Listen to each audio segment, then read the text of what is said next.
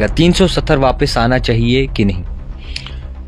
देखिए, हाँ या ना में जवाब सुनना चाहिए। जहां तक 370 का सवाल है वो सुप्रीम कोर्ट के पास है। आप क्या चाहते हैं? आपकी पार्टी क्या चाहती है? आप किस तरीके से? वो सुप्रीम कोर्ट के पास है। हम कह रहे हैं कि 370 कॉन्स्टिट्यूशनल राइट है जम्मू कश्मीर के लोग। आना चाहिए वापस। राइट तो वो सबको पता है, कॉन्स्टिट्यूशन में है, वो भी सब जानते हैं। जम्मू कश्मीर के लोगों का कॉन्स्टिट्यूशनल राइट आना चाहिए वापस 370 वापस आना भी चाहिए। हक में है। कश्मीर हम चाहते हैं अगर आए अगर क्यों लाते हैं आप? आए तो हम वेलकम करते हैं। मतलब आप नहीं चाहते क्या?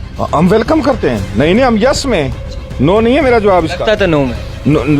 हमारा ये कहना है कौन सी पार्टी? यहाँ की रीजनल पार्टियों की बात कर रहा हूँ, तो वो जो नारे देते थे, झूठे नारे और झूठे वादे, कांग्रेस भी झूठे नारे देती थी। झूठे नारे और झूठे वादे, कांग्रेस भी झूठे नारे देती। डेमोक्रेटिक आजाद पार्टी इसमें कांग्रेस में रह के भी तो खिदमत कर सकते थे। हालांकि कांग्रेस ने उन्हें बड़े बड़े रुतबे दिए, ओहदे दिए, बिना इलेक्शन के इतने बड़े पद पे बिठाया। यही वक्फा सही था, यही वक्फा सही था डेमोक्रेटिक आजाद पार्टी खड़ा करने का। जम्मू कश्मीर के लोगों के लिए वक्फा सही था। क्योंकि जम्मू कश्मीर के लोग जो हैं, Every student has a wish to speak in English with fluency, but due to lack of comprehensive, interactive and translated content, one fails to do it. The trilingual English Booster book with Urdu and Kashmiri translation provides you a golden chance to boost your English proficiency. The way it deforms. आखिरकार democratic आजाद party को जो है BJP की ए या B team कहा जाता है। क्यों आखिरकार डेमोक्रेटिक आजाद पार्टी पे उंगलियां उठाई जाती हैं? इसी हवाले से इस वक्त हमारे साथ बातचीत करने के लिए मौजूद है डेमोक्रेटिक आजाद पार्टी के सीनियर लीडर चौधरी मसूद साहब। सबसे पहले सर आपका बहुत शुक्रिया वक्त देने के लिए। शुक्रिया बहुत। मसूद साहब, सबसे पहले आपसे समझने की कोशिश करेंगे, आप डेमोक्रेटिक आज़ाद पार्टी का एक अहम हिस्सा हैं और फाउंडर भी हैं। क्यों आखिरकार डेमोक्रेटिक आज़ाद पार्टी पे उंगलियां उठाई जा रही हैं? हालांकि गुलाम नबी आज़ाद की बात करें, जबकि कांग्रेस में थे तो उनकी गुन गाते थे सारे कांग्रेस वाले, या फिर जितने भी कश्मीर की बात करें, जम्मू कश्मीर की बात करें तो तमाम लोग उनके गुन गाते थे। आज उसी पार्टी पर, उसी लीडर पर जो उंगलियाँ उठ रही हैं, किस तरीके से देखते हैं आप इसे?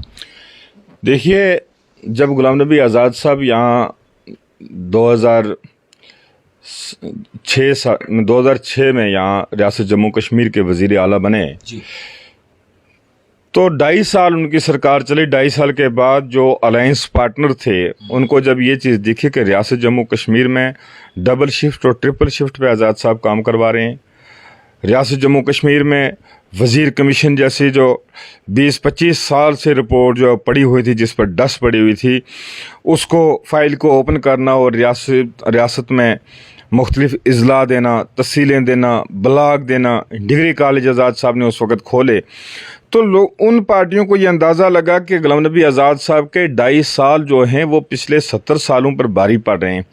तो उस वक़्त उन लोगों को जब लगा कि अगर आज़ाद साहब पूरा टेनियर अपना पूरा करेंगे बैसियत चीफ मिनिस्टर, तो हो सकता है हमारा सफाया हो जाए। उन लोगों ने हमायत वापस ले ली और एक चलती सरकार जो थी, जो सरकार यहाँ के रियासत जम्मू कश्मीर के नौजवानों के लिए, बेरोज़गारों के लिए और ख़ास कर दबे कुचले लोगों के लिए एक काम का नया कल्चर के हिसाब से एक फ़्लो लेके आई थी, उस सरकार को गिरा दिया।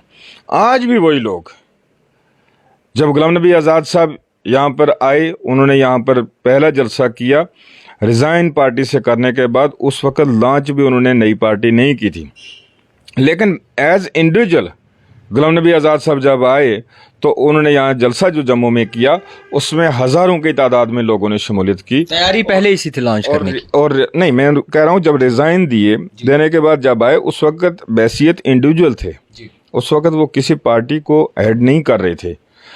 लेकिन जलसा जो उनका हुआ, उसमें ख़ास कर जम्मू सूबा की कोई भी ऐसे ज़िला नहीं था जहाँ से हज़ारों की तादाद में लोग नहीं आए। कुछ पार्टियों को वो चीज़ हज़म नहीं हो सकी कि गुलाम नबी आज़ाद साहब के आने से एक बड़ा सैलाब जो है जम्मू कश्मीर में उमड़ पड़ा है। उसके बाद जब इस पार्टी की शुरुआत करने के बाद गुलाम नबी आज़ाद साहब चनाब वैली के टूर पे गए, वहाँ पर भी रूरल एरिया में ख़ासकर हज़ारों के हिसाब में लोगों ने उनका इस्तकबाल किया।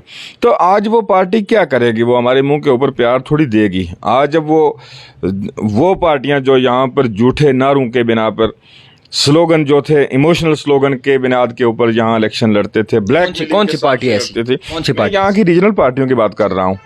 तो वो जो नारे देते थे, झूठे नारे और झूठे वादे, कांग्रेस भी झूठे नारे देती थी। झूठे नारे और झूठे वादे, कांग्रेस भी झूठे नारे देती थी। देखिए, जहाँ तक कांग्रेस का तल्लुक है, कांग्रेस पार्टी का जब गुलाम नबी आज़ाद साहब निकले तो 80% कांग्रेस पार्टी में से अगर कांग्रेस का कोई उनके खिलाफ बोलेगा तो वो बोल सकता है, क्योंकि 80% लोग जो थे। नहीं, आपने कहा कि इससे पहले जितनी भी पार्टियां थी वो झूठे नारे थे, क्या कांग्रेस भी झूठे नारे दे रही थी? मैंने कांग्रेस का कार्यकाल आपको दिखाया। कांग्रेस की यहाँ पर क्यादत जो है वो जब बड़े सालों के बाद रियासत में चीफ मिनिस्टर कांग्रेस से सिर्फ गुलाम नबी आज़ाद साहब बने। जब आज़ाद साहब बने उस वक़्त कांग्रेस का जो दिल्ली में यूपीए फर्स्ट रही हो या यूपीए सेकंड रही हो, वहाँ से आज़ाद साहब ने बैसियत रियासत का चीफ मिनिस्टर भी बैसियत। आप दूसरी जगह जा रहे हैं, आपको मैं समझ मैं वहीं जा रहा हूँ। बैसियत यूनियन हेल्थ मिनिस्टर हो, बैसियत लीडर ऑफ द अपोजिशन हो, उस वक़्त की जो दिल्ली में कांग्रेस की सरकार थी उससे आज़ाद साहब ने प्रोजेक्ट लाए और वो प्रोजेक्ट लोगों तक पहुँचे भी। कौन ख्वाब में भी कोई नहीं सोच सकता था कि जम्मू कश्मीर के बीच जम्मू एक और एक श्रीनगर में 2 मेडिकल कॉलेज थे। आप फिर से गिनवा रहे हैं। इस सब के बारे में, इस सब विषय के बारे में हमने चर्चा कर लिया। आपसे ये समझने की कोशिश करेंगे, आज आज़ाद साहब को गद्दार कहा जा रहा है, किस तरीके से देखते? कांग्रेसी पार्टी के जितने भी लीडर्स हैं, हालांकि छोटे से छोटा वर्कर भी जो है आज़ाद साहब को गद्दार कह रहा है, किस तरीके से देखेंगे आप? जब कांग्रेस की नैया डूबने लगी, इस देश के बीच कोई भी जमहूरी मुल्क हो उसमें एक जमहूरी निज़ाम को चलाने के लिए एक हैवी और मजबूत अपोजिशन होनी बड़ी लाजमी होती है। जब इस देश में कांग्रेस मजबूती से जो अपोजिशन करती थी, इंदिरा जी के दौर में भी अपोजिशन में रहे लेकिन मजबूत अपोजिशन थी, उसके बाद भी जब भारतीय जनता पार्टी की तो इतनी सरकार नहीं आई, लेकिन कोई भी अगर अपोजिशन की सरकार आई उस वक़्त कांग्रेस ने मजबूत अपोजिशन दिखाई। जब अपोजिशन कमज़ोर हो चुकी थी, इस वक्त दिल्ली में अपोजिशन उतनी नहीं थी कि वो अपना आप संभाल सके और एक बड़ा अपोजिशन का रोल जो है वो भारतीय जनता पार्टी की रूलिंग सरकार को दिखा सके, जिसका नतीजा ये निकल रहा था कि आम आदमी पीसा जा रहा था। और ख़ासकर रियासत जम्मू कश्मीर जैसी जो स्टेट है, जो दुनिया में या हिंदुस्तान में के बाहर भी हम अगर देखेंगे, आप देश के बाहर भी किसी को पूछेंगे तो वो सिर्फ जम्मू कश्मीर को हिंदुस्तान में जानते होंगे या दिल्ली को राजधानी होने की वजह से जानते होंगे। तो ऐसी सेंसिटिव स्टेट में जब लोग कश्मकश का शिकार हो गए, जब यहाँ पर गरीबी का बुरान जो है वो बढ़ने लगा, यहाँ पर बेरोज़गारी का बुरान बढ़ने लगा, तो आज़ाद साहब अपने लोगों की खिदमत के लिए उन्होंने डेमोक्रेटिक आज़ाद पार्टी कांग्रेस में रह के भी तो खिदमत कर सकते थे। हालांकि कांग्रेस ने उन्हें बड़े बड़े रुतबे दिए, ओहदे दिए, बिना इलेक्शन के इतने बड़े पद पे बिठाया, तो आखिरकार कांग्रेस को छोड़ने की वजह, जबकि कांग्रेस कमज़ोर हो जाती है तो आज़ाद साहब उनसे अलहदगी अख्तियार कर लेते हैं। कांग्रेस में रह के गुलाम नबी आज़ाद साहब ने कांग्रेस को बहुत कुछ दिया है। गुलाम नबी आज़ाद साहब जिस भी रियासत में कोई ऐसी रियासत नहीं होगी, हम अपनी रियासत की मिसाल ले लेते हैं कि यहाँ पर हमारी रियासत में जब कांग्रेस 5 MLAs पे सिमट होकर रह गई थी 96 में, और आज़ाद साहब यहाँ PCC प्रेसिडेंट 2002 में बने, तो आज़ाद साहब के आने के बाद यहाँ पर कांग्रेस और पीपल्स डेमोक्रेटिक पार्टी की मखलूत सरकार है। कांग्रेस कहती है कि हमने भी जो है आज़ाद साहब पे बहुत इन्वेस्ट किया। आज़ाद साहब का एक रोल था इस देश के बीच कांग्रेस को बनाने में। आज़ाद साहब ने कांग्रेस को, कोई ऐसी रियासत नहीं होगी कि जहाँ पर आज़ाद साहब गए होंगे और कांग्रेस की वहाँ विक्ट्री नहीं होगी, बाकी लोग भी रहते रहे। AIC कहती है हमने इन्वेस्ट किया है इतने साल। आज क्या कहें, आज उन्होंने क्या कहना है, जब उनका 80% यहाँ से उनका ज़मीन ही जो थी जम्मू कश्मीर से 80% निकल गई, आज वो क्या कहेंगे? और वो ये कहेंगे कि नहीं, ही इज ए स्टालवर्ड लीडर। उन्हें तो यही कहना है। क्या यही वक्फा सही था डेमोक्रेटिक आज़ाद पार्टी खड़ा करने का? जम्मू कश्मीर के लोगों के लिए ये वक्फा सही था, क्योंकि जम्मू कश्मीर के लोग जो हैं वो ख़ास कर 5 अगस्त 2019 के बाद जब रियासत यहाँ पर ख़त्म करके यूटी से हमने रियासतें बनती देखी, रियासतों से हमने यूटी बनती नहीं देखी।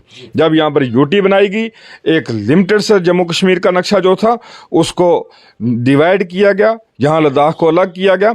इस वक्त जम्मू कश्मीर की ज़रूरत थी, इस वक्त यहाँ के बेरोज़गारों की ज़रूरत थी, इस वक्त यहाँ के गरीब और बेकस लोगों की ज़रूरत थी, इस वक्त उन लोगों की ज़रूरत थी जिसके पास पैसे नहीं होते कि वो अपने बच्चे को तालीम दिलाएगा।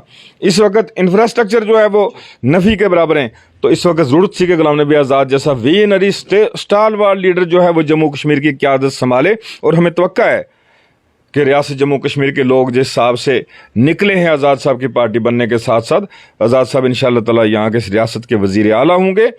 और उसके बाद जो लोगों की मुश्किलात हैं, जो लोगों के मसाइल हैं, वो एक विजन लेके जम्मू कश्मीर में आए हैं। جی یہ سمجھنے کی کوشش کریں گے آزاد صاحب نے لوگوں سے خطاب کرتے ہوئے کہا کہ آپ کی زمینوں کو جو ہے بچایا جائے گا، آپ کی نوکریوں کو جو ہے بچایا جائے گا۔ 370 کی اگر بات کی ہے تو آزاد صاحب نے جب لوگوں سے خطاب کرتے ہوئے کہا کہ 370 اب واپس نہیں آئے گا، لوگوں سے ایک امید چھیننے کی کوشش کی ہے، کس طریقے سے دیکھیں گے آپ اس بیان کو؟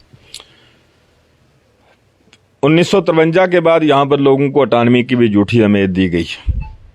370 کی جھوٹی امید کون دے رہا ہے؟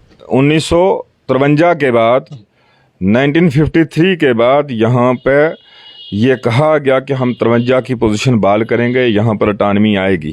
جب لوگ سڑک، پانی، بجلی، سکول اور تعلیم کی بات کرتے ہیں، جب لوگ روزگار کی بات کرتے ہیں، جھوٹی امید کون دے رہا ہے مسعود صاحب؟ یہاں کی ریجنل پارٹیوں میں بات کر رہا ہوں، انہوں نے اس وقت یہ کہا ہم آپ کو اٹانوی دیں گے، سب کچھ آ جائے گا۔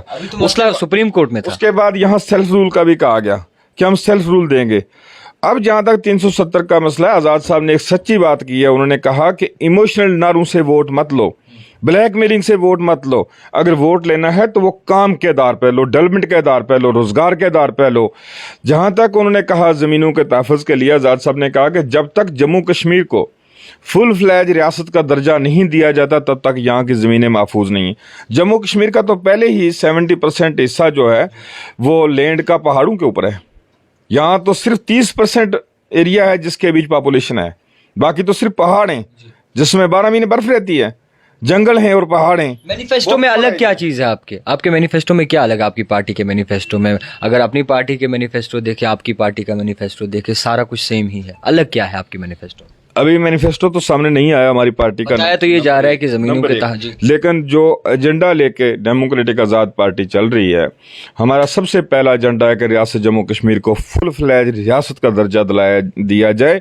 نمبر 2، یہاں کا جو لینڈ ہے، کیونکہ پہلے لوگوں کے پاس زمینیں نہیں ہیں، یہاں کے لینڈ کو محفوظ رکھا جائے۔ بلکہ آزاد صاحب نے بحیثیت ریاست جموں کشمیر کا چیف منسٹر ہو کے یہاں پر روشنی ایکٹ لایا، اور روشنی ایکٹ سے جو جنگلات کے پاس زمین تھی، سرکار کے پاس لوگوں کی جو زمین تھی وہ دلائی، بے گھر کو گھر دلایا، اس طرح کی اسکیمیں لائی۔